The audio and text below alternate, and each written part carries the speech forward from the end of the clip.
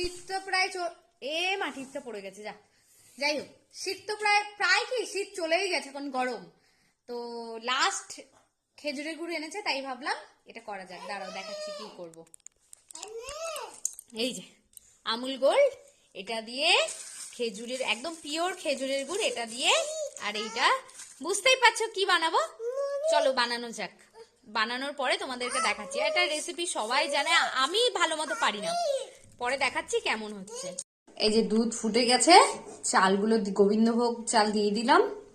চালগুলো ফোটার অপেক্ষা, চাল ফুটে গেলে খেজুরের গুড় দিয়ে দেবো। এই যে চাল ফুটে গিয়েছে, খুব সুন্দর একটা স্মেল বেরিয়েছে। তবে কি বলতো, আমার যেটা পায়েসে প্রতিবার ভুল হয়, মনে হচ্ছে চালটা বেশি হয়ে গেছে। যাই হোক, মাকে দেখি এখন হচ্ছে মানে গ্যাসটা বন্ধ করে দিয়ে খেজুরের গুড়টা দেয়, আমিও তাই দিব। আর পরে দেখাচ্ছি কেমন হলো দেখতে। এই দেখো ফাইনালি আমার পায়েস দেখতে খুব সুন্দর হয়েছে। তবে ওই যে বললাম চালটা একটু বেশি হয়ে গেছে, আর কিছু গুড় এখনো গলেনি। তো কেমন হয়েছে বাবা পায়েস?